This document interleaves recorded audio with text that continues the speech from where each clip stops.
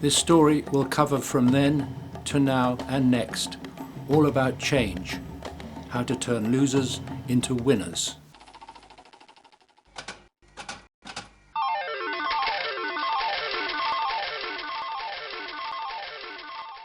Last time in part 1, we followed the fortunes of that great reptile, the alligator, and a reptilian-looking bird, the anhinga. We saw how their two worlds in the Florida Everglades, not far from Miami, USA, has evolved from the age of the dinosaurs to now.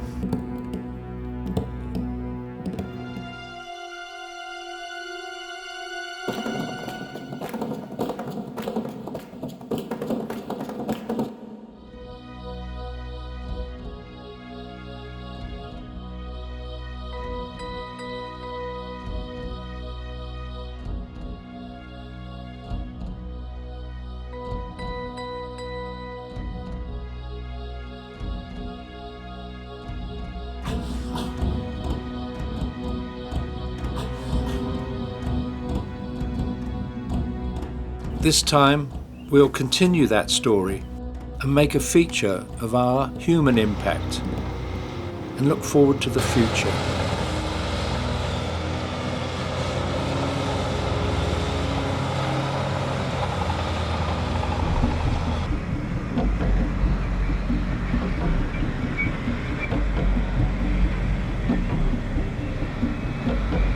Yes, winning and losing. And this may not be as bad as it seems for the wonderful natural world of the Florida Everglades.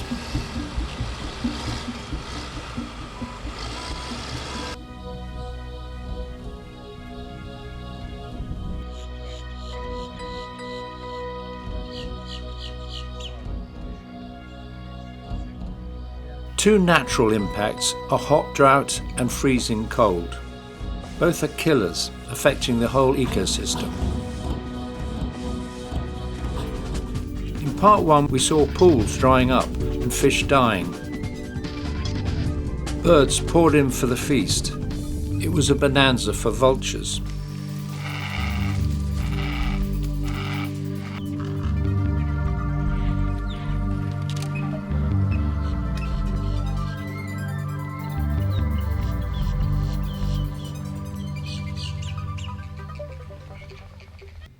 The good news about them is that they clean up dead stuff and prevent disease spreading.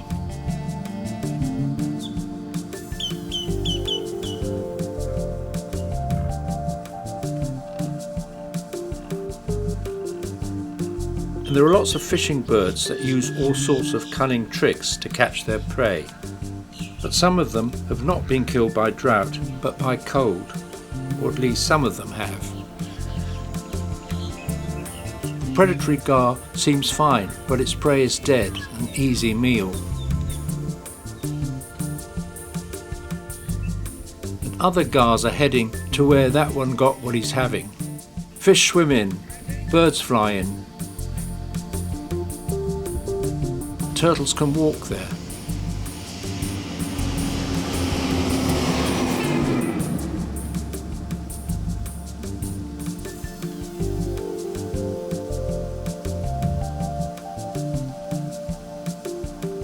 Though it could be risky.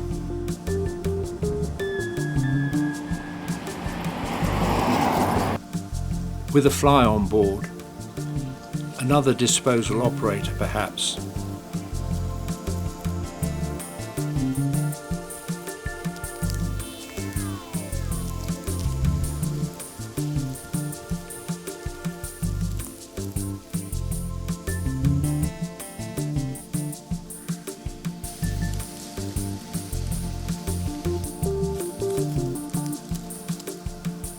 They're on their way. He's nearly there.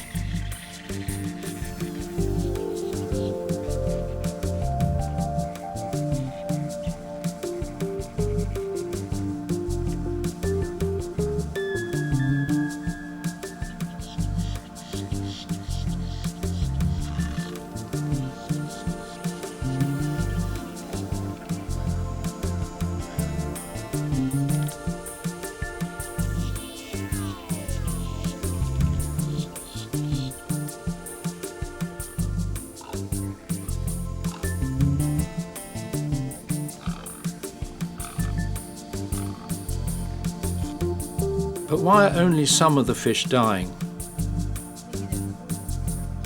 Seems like an easy catch for an anhinga.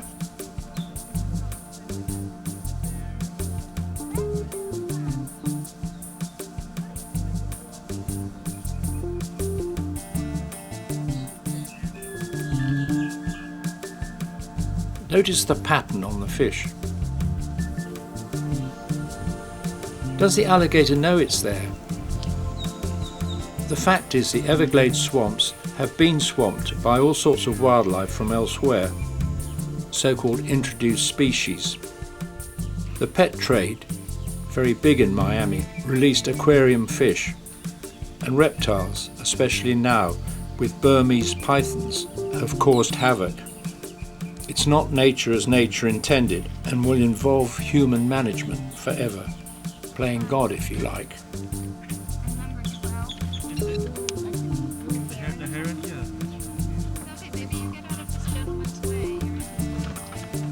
Now they can see the size of the die-off.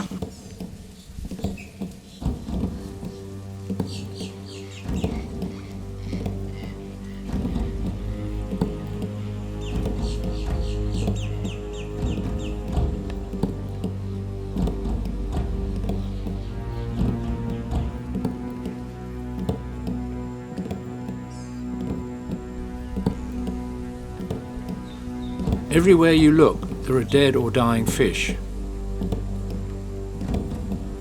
either being fed on or having been consumed to excess.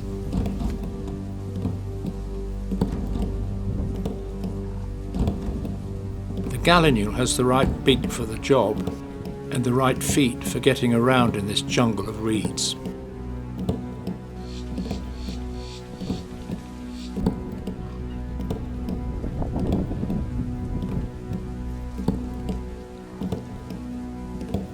Death and new life together.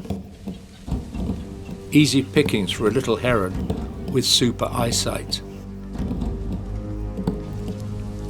The much bigger woodstock can tackle much bigger items, or at least try to.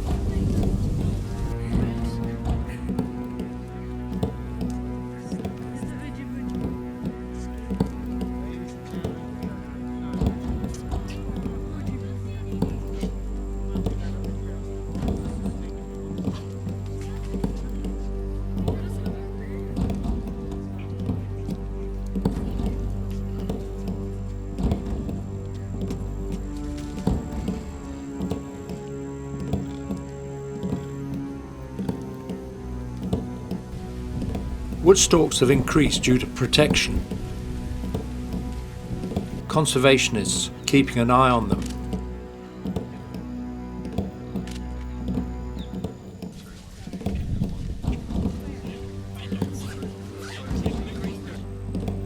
And the feast continues.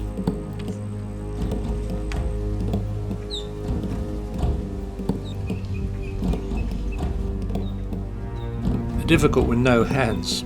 So a whole lot of shaking going on.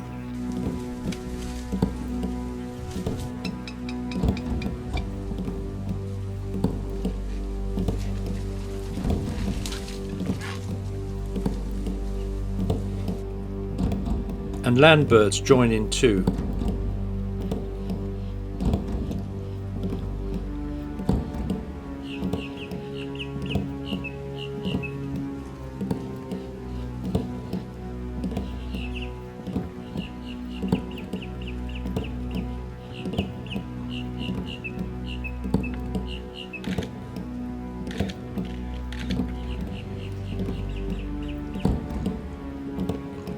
There you go.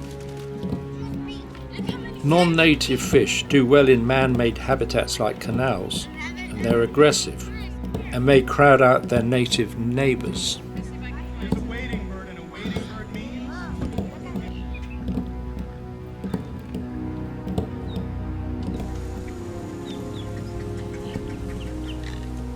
Droughts and freezes, as we've just seen, help reduce introduced fish populations, but they'll bounce back.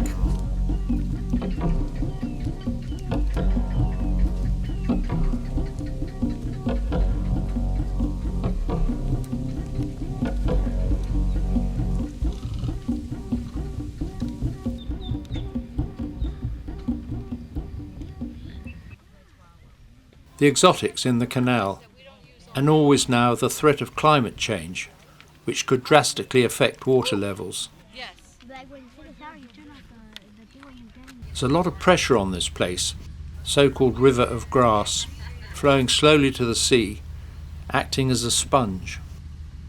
The Everglades National Park has a big balancing act, a challenge that combines the need for fresh water for people, increasing all the time, crops like sugar, oranges, bananas, and urban development. Water vital. That's a really easy reason, guys. You know what that does? When you brush your teeth, just turn the water off. It makes you brush your teeth longer and it saves a lot of water. So little things like that we can do to help. It's like he's running out of water. It's like, yeah. Diversity of people, diversity of wildlife, and some not welcome.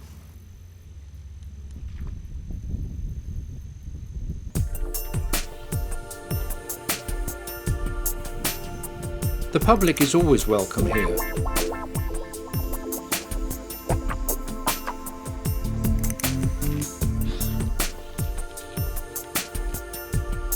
And the wildlife is very tame.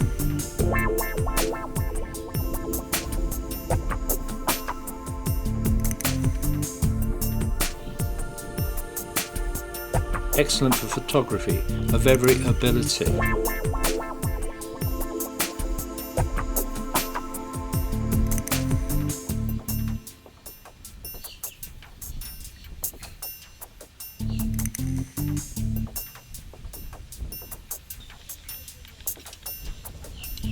Much of the cormorant's life is underwater, looking for those unwelcome fish.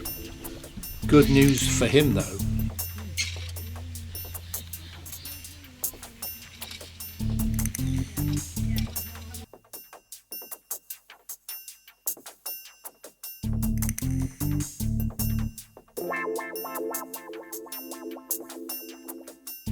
The rail has a wash.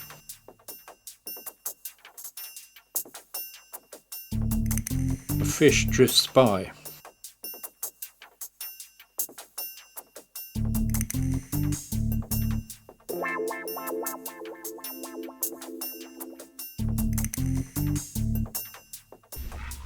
So does a turtle paddling gently below a motionless heron.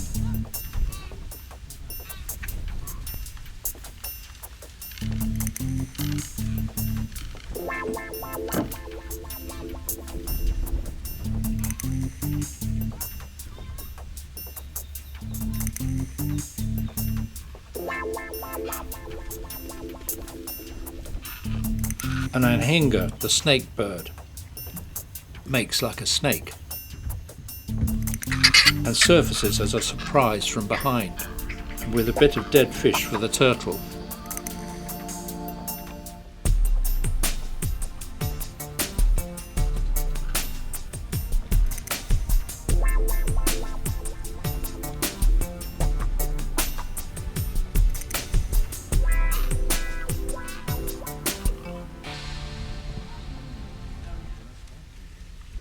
And now for the heavy mob. These glimpses of the private lives of the Everglades residents reveal the diversity of life here, compared with, say, a sugarcane field or a housing estate, the sort of thing that happens more and more.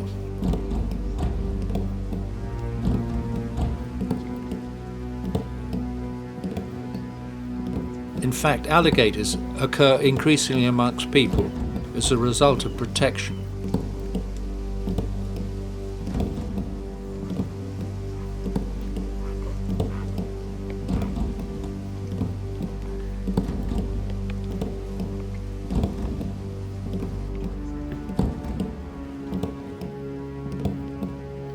It's a tricky compromise for such a powerful and rather frightening predator. Certainly if you're a turtle, that is.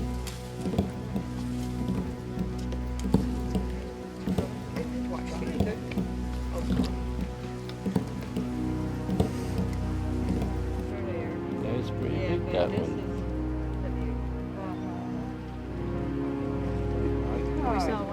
Education and awareness is the best long-term way to avoid problems with people.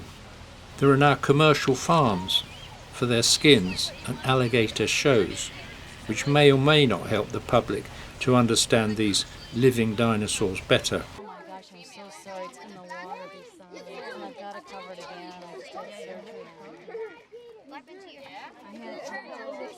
it. But it's great for kids, perhaps who will inherit this place and its natural riches.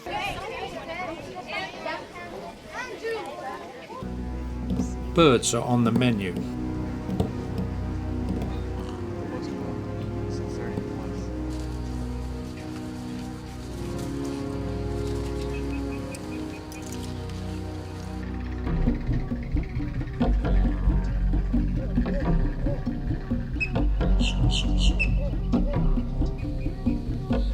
Behind you,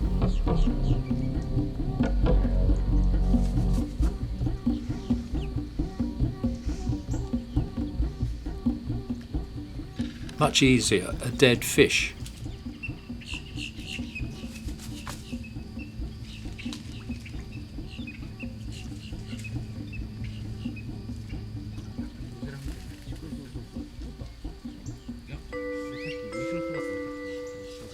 And now what next? A nice bit of freshly warm vulture. Odd.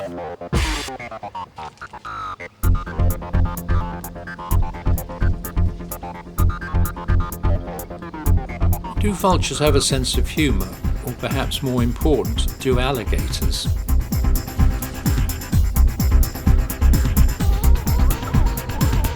After all, the vultures have little beaks and feeble feet.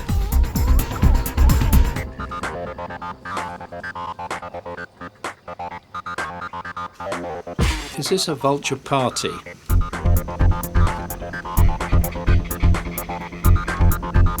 Difficult to know what it's all about.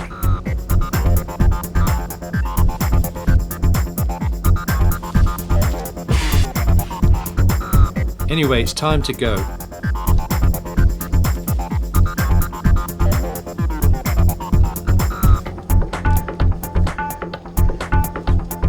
Not very elegantly, as it happens.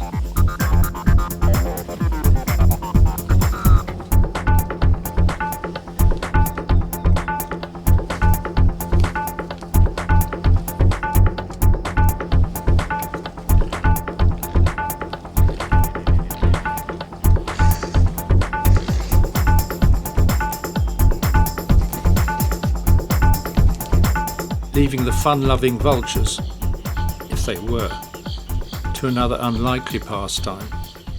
Not exactly what you'd expect from a specialist in cleaning up dead and dying rubbish. And over there is something we might find amusing, at the expense of the normally sedate and rather grand tall heron.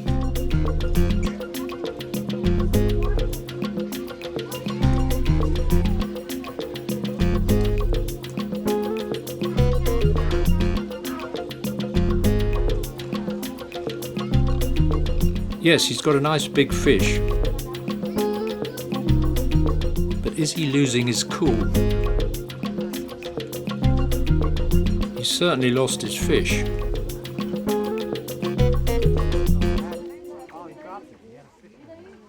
You definitely get a privileged view about how to deal with slippery fish.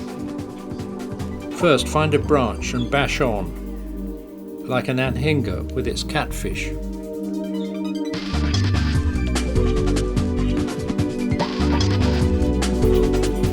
Get it head first.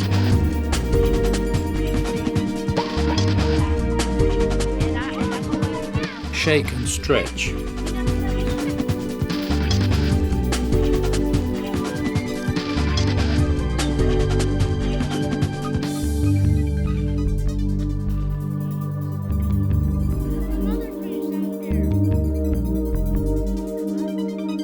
Is this the point of no return?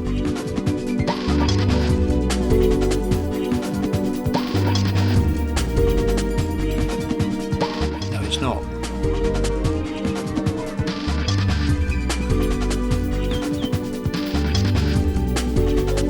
What better way to teach? What better place to learn? On the spot. This is a world-famous location for people and wildlife.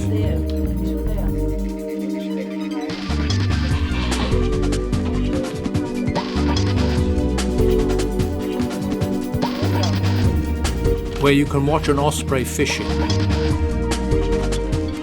or missing this time.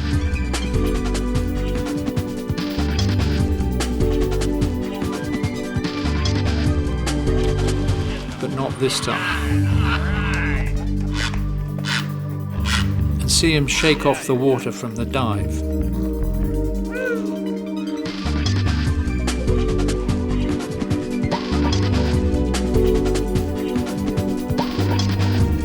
Fish are under attack from above and below.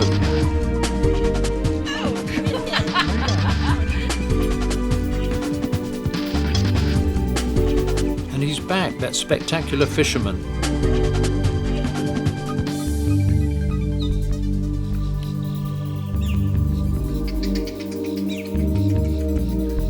The osprey is a great success story. It was once nearly wiped out by farm chemicals and water pollution and DDT.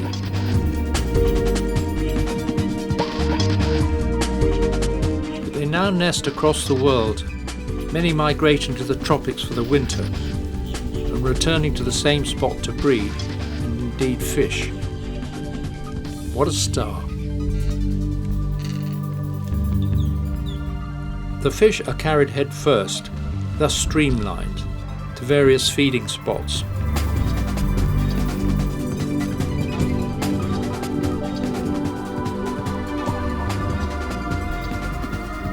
They're a cameraman's dream, as is the whole of the Everglades. It's had its political ups and downs, and with the new government, who can say what will happen to this delicate ecosystem in the future.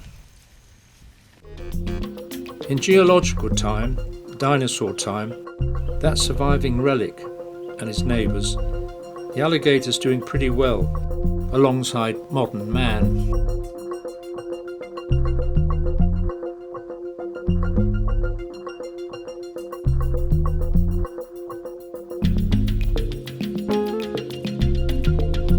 What's he thinking about?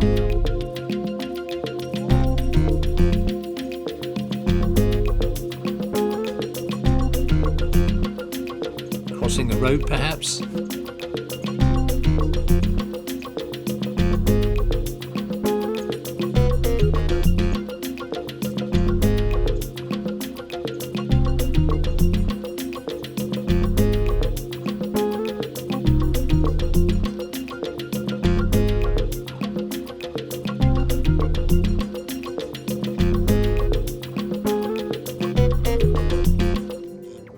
South Florida is a mosaic of wetness, though it's a lot less than it was due to human demand, as is usually the case worldwide.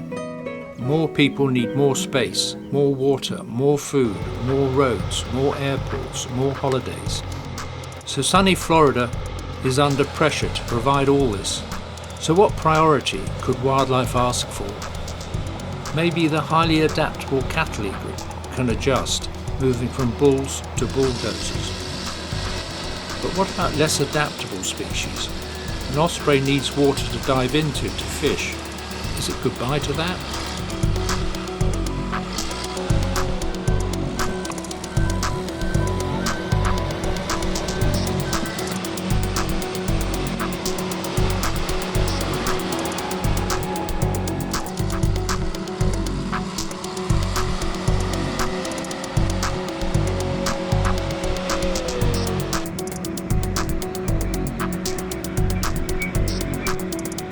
Is this the last refuge here for the alligators? A human blip in time, compared with their perspective. Skin and tracks in time. Or could they survive even this? Could the opportunistic vulture find something to dispose of?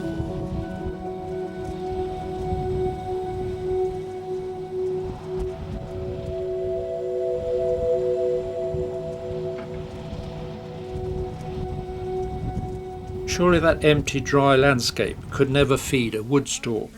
Is the Oogie Boogie bird scared? Ladies and gentlemen, we are out of time. Let's go. Oh, my Oogie Boogie. Let's go. Or support the wonderful biodiversity that this region is famous for. But how wrong can one be? So often environmental change is negative, bad news, but in this very special case it's very different. The Kissimmee River used to flow down through South Florida, feeding Lake Okeechobee and on to the Everglades and then to the sea, and it's called the River of Grass. In the 1960s, in their wisdom, for flood control, they straightened the river, removing the Kissimmee's bends and killing off the floodplain. But in their wisdom, correctly this time, they've come up with an ambitious plan over the next few years to restore and effectively bring back to life 43 miles of meandering. Nature will be reborn, restored. Now, how often do you hear that these days? That's definitely a win from a loss.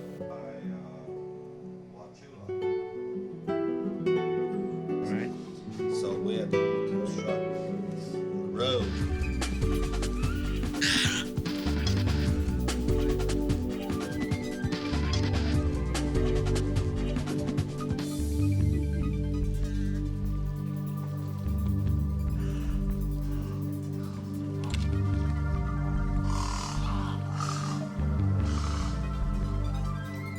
You know how they get the pink, right? From the shrimp they eat? Restore and they will come to 12,000 acres of wetland. Yes, that's really good news, but there is still the small matter of climate change.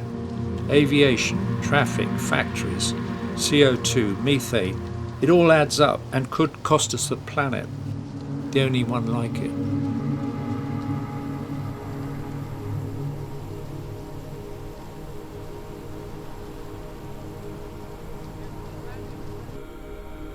With melting ice caps and glaciers, sea levels will rise around the world, and Miami and much of Florida would go under, and the Everglades would not be forever.